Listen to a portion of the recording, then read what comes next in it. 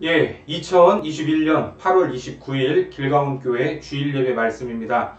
오늘 본문은 디모데후서 2장 1절에서 13절까지 말씀입니다. 같이 봉독하겠습니다. 내 아들아, 그러므로 너는 그리스도 예수 안에 있는 은혜 가운데에서 강하고 또 내가 많은 증인 앞에서 내게 들은 바를 충성된 사람들에게 부탁하라. 그들이 또 다른 사람들을 가르칠 수 있으리라. 너는 그리스도 예수의 좋은 병사로 나와 함께 고난을 받으라. 병사로 복무하는 자는 자기 생활에 얽매이는 자가 하나도 없나니 이는 병사로 모집한 자를 기쁘게 하려 함이라. 경기하는 자가 법대로 경기하지 아니하면 승리자의 관을 얻지 못할 것이며 수고하는 농부가 곡식을 먼저 받는 것이 마땅하니라. 내가 말하는 것을 생각해보라. 주께서 범사에 내게 총명을 주시리라. 내가 전한 복음대로 다윗의 씨로 죽은 자 가운데서 다시 살아나신 예수 그리스도를 기억하라. 복음으로 말미암아 내가 죄인과 같이 매이는 데까지 고난을 받았으나 하나님의 말씀은 매이지 아니하니라. 그러므로 내가 택함 받은 자들을 위하여 모든 것을 참음은 그들도 그리스도 예수 안에 있는 구원을 영원한 영광과 함께 받게 하려 함이라. mit보다 이 말이요, 우리가 주와 함께 죽었으면 또한 함께 살 것이요, 참으면 또한 함께 왕노로 탈 것이요, 우리가 주를 부인하면 주도 우리를 부인하실 것이라. 우리는 미쁨이 없을지라도 주는 항상 미쁘시니 자기를 부인할 수 없으시리라. 오늘은 충성된 사람들의 세 가지 모습이라는 제목으로 하나님 말씀 전하겠습니다. 기독교 역사에서 위대한 설교자였던 요한 크리소스톰은 충성된 인물이었습니다. 그에 관한 유명한 일화가 있는데, 복음을 증거하다가 체포되어 감옥에 갔을 때 이렇게 기도를 했다고 합니다. 주님, 감옥에 갇힌 죄수들에게 복음 전할 기회를 주셔서 감사합니다. 그렇게 감옥에서 쉬지 않고 복음을 전했습니다. 결국 그는 사형을 언도받게 되는데, 그때에도 주님 감사합니다. 성도의 가장 아름다운 죽음이 순교라고 했는데 저 같은 사람을 순교의 반열에 동참하게 하시니 감사합니다. 이렇게 기도를 했습니다. 참으로 놀라운 일입니다. 그런데 얼마 후에 기적처럼 사형 중지 명령이 내려졌다고 합니다. 그때에도 그는 눈물로 감사 기도를 드립니다. 하나님 감사합니다. 아직도 종에게 할 일이 더 남았다는 것입니까? 죽도록 충성할 수 있도록 도와 주옵소서. 이처럼 살아있어도, 감옥에 갇혔어도, 또 죽게 되었어도 감사하는 마음은 하나님의 사람들이 품어야 할 마음일 것입니다. 바로 이것이 충성된 마음입니다. 오늘 본문에서는 충성된 사람에 대해서 말씀하고 있는데, 본문 1절과 2절 말씀을 보겠습니다. 내 아들아, 그러므로 너는 그리스도 예수 안에 있는 은혜 가운데서 강하고 또 내가 많은 증인 앞에서 내게 들은 바를 충성된 사람들에게 부탁하라. 그들이 또 다른 사람들을 가르칠 수 있으리라. 여러분, 충성이 무엇입니까? 충성이라는 히브리 말은 네만이라는 단어로 확실하다, 진실하다라는 뜻을 가진 아만이라는 말에서 유래가 되었습니다. 또한 충성은 성령의 9가지 열매에서도 언급될 만큼 중요한 덕목입니다. 갈라디아서 5장 22절 말씀에 보면, 오직 성령의 열매는 사랑과 희락과 화평과 오래 참음과 자비와 양선과 충성과, 그리고 하나님의 비밀을 맡은 자가 간구해야 할 덕목을 충성이라고 말합니다. 고린도전서 4장 1절과 2절입니다. 사람이 마땅히 우리를 그리스도의 일꾼이요 하나님의 비밀을 맡은 자로 여길지어다. 그리고 맡은 자들에게 구할 것은 충성이니라. 이처럼 충성된 사람이 갖춰야 할 첫 번째, 오늘 본문에서는 무엇을 말하는가? 바로 병사를 이야기하고 있습니다. 본문 3절과 4절 말씀을 보겠습니다. 너는 그리스도 예수의 좋은 병사로 나와 함께 고난을 받으라. 병사로 복무하는 자는 자기 생활에 얽매이는 자가 하나도 없나니 이는 병사로 모집한 자를 기쁘게 하려 함이라. 병사가 의미하는 충성된 사람은 먼저 자신을 불러주신 분의 기뻐하신 뜻을 이루기 위해 희생을 마다하지 않는 사람입니다. 실제로 이 병사, 이 군인들은 안전함과 평안함을 추구하는 사람들이 아니죠. 군인이 되었다는 것은 내가 누릴 자유를 희생할 준비가 되었다라는 뜻이기도 합니다. 항상 윗사람의 명령에 순종하고 주어진 임무를 완수할 준비가 되어 있는 사람이 바로 군인입니다.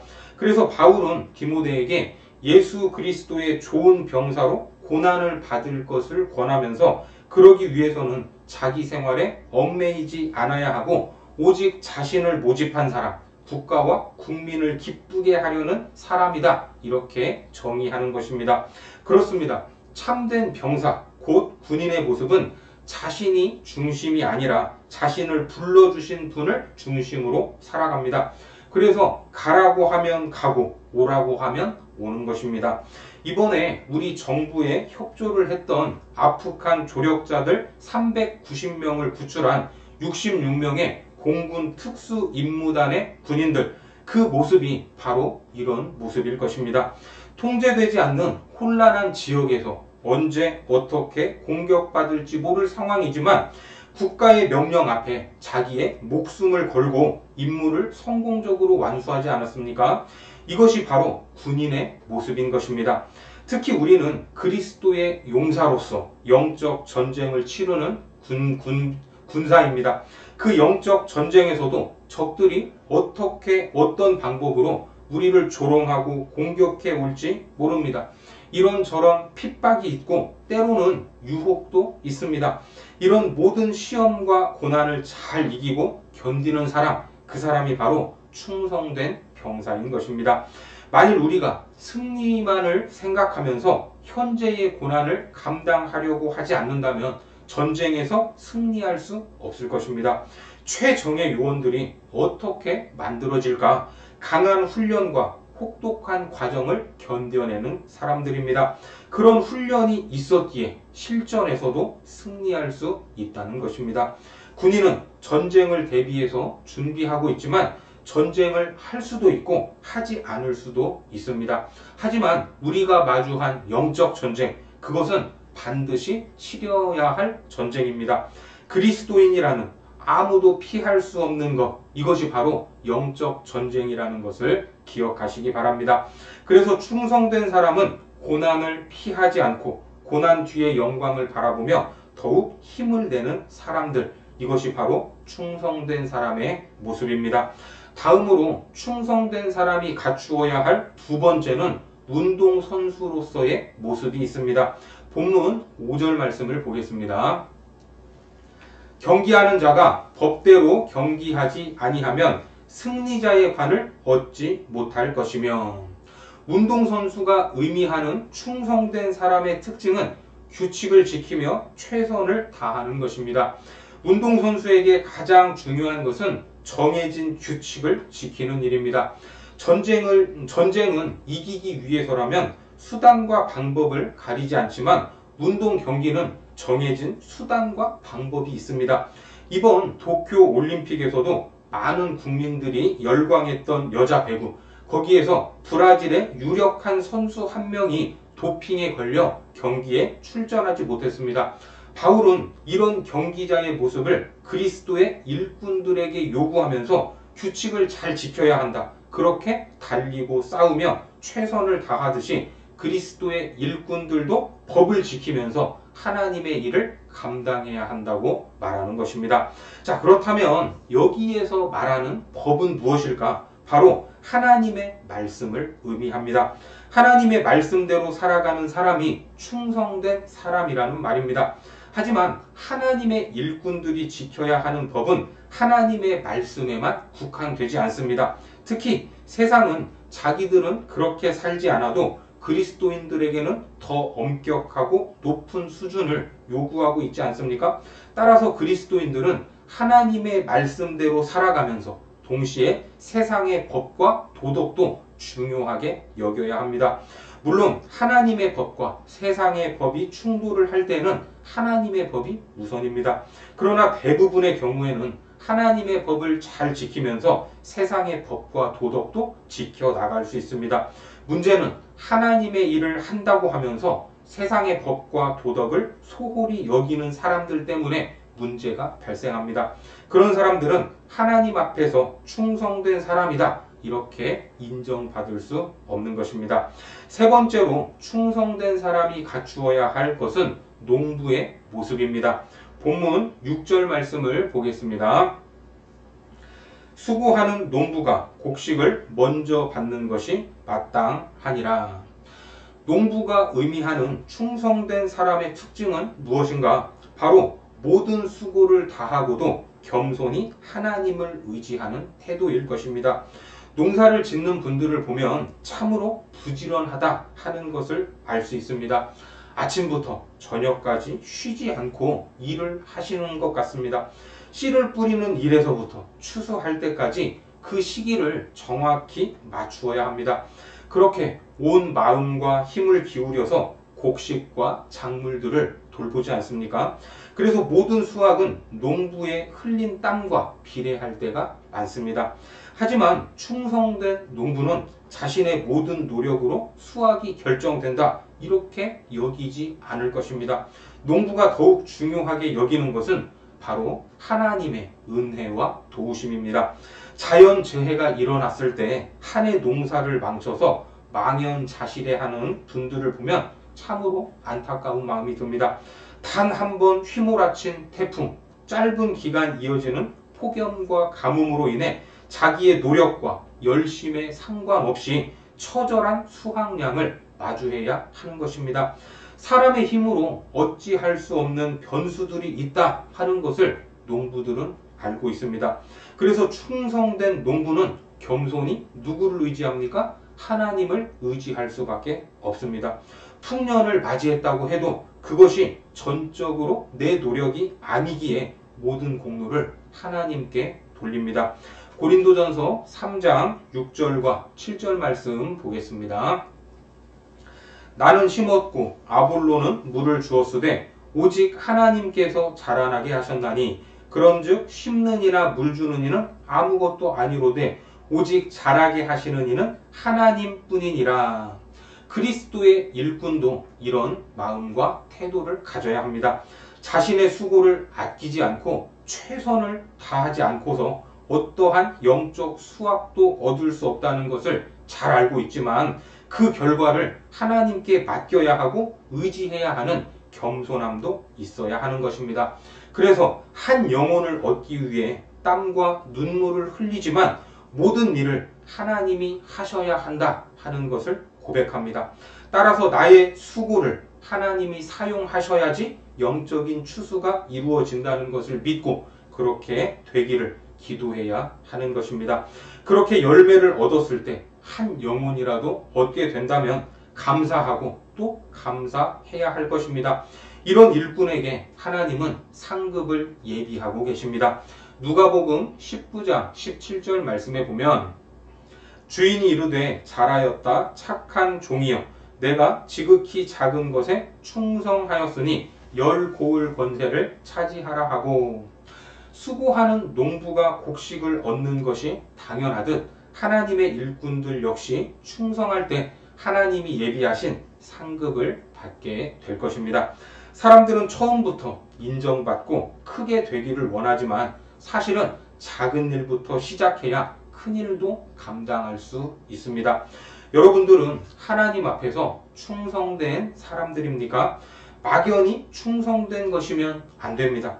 병사처럼, 경기하는 자들처럼, 농부처럼 충성된 일꾼으로 살아가야 합니다. 여기서 부족한 점이 무엇인지 깨달아야 할 것입니다. 우리가 하나님의 영광을 위해 살아가지만 그것을 이루어가는 과정도 중요하게 여겨야 합니다.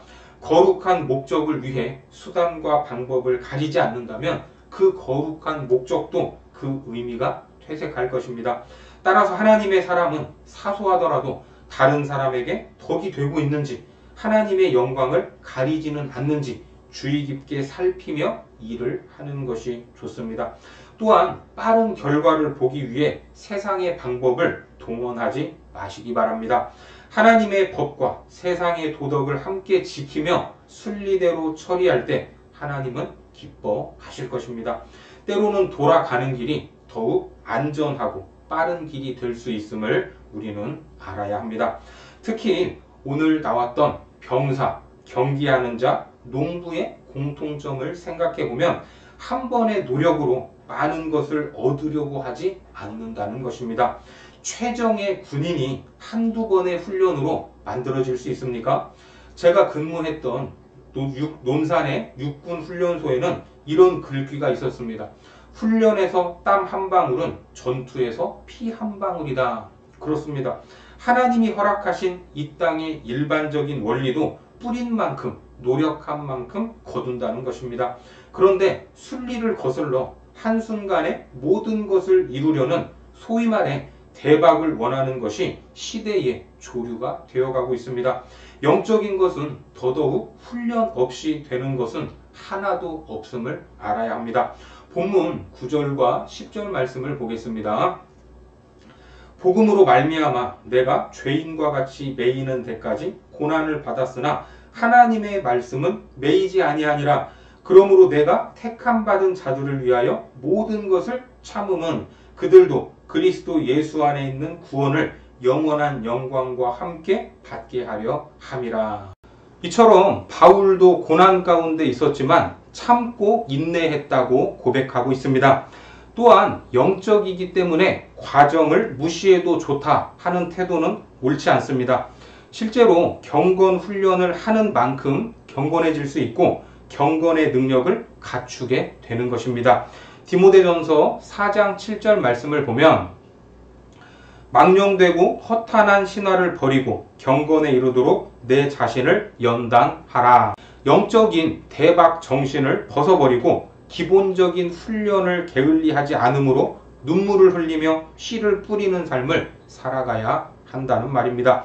그래서 하나님은 디모데에게서만 아니라 이 성경을 읽는 우리에게도 군사와 운동선수와 농부의 모습을 바라고 계신다는 것을 믿으시고 오랜 시간 또 많은 노력, 강도 높은 훈련을 감내하는 하나님의 사람이 되기를 바랍니다. 특히 어렵고 힘든 일을 좋아하지 않는 이 시대, 예수를 믿어도 편하게만 믿으려는 이 시대에 훈련받은 제자들이 되어 어떤 상황에서도 임무를 완수하는 최정예 요원처럼 충성하시고 페어플레이에서 메달을 따는 선수처럼 충성하시고 열정과 노력을 쏟아붓고 겸손함으로 하늘을 바라보는 농부처럼 충성하는 하나님의 사람, 충성된 일꾼들이 되시기를 주님의 이름으로 축원합니다. 기도하겠습니다. 하나님, 우리가 성도로서 살아가는 모든 순간에 하나님이 원하시는 것은 충성임을 믿습니다. 특별히 병사의 충성, 경기하는 자의 충성, 농부의 충성을 깨닫게 하셨사오니 그 충성을 위해 매일 인내하고 훈련하여 어떠한 상황과 환경 속에서도 하나님이 기뻐하는 충성된 자로 서게 하시고 그렇게 충성된 자를 키워내는 거룩한 자녀들로 인도하여 주옵소서. 예수님의 이름으로 기도드립니다. 아멘.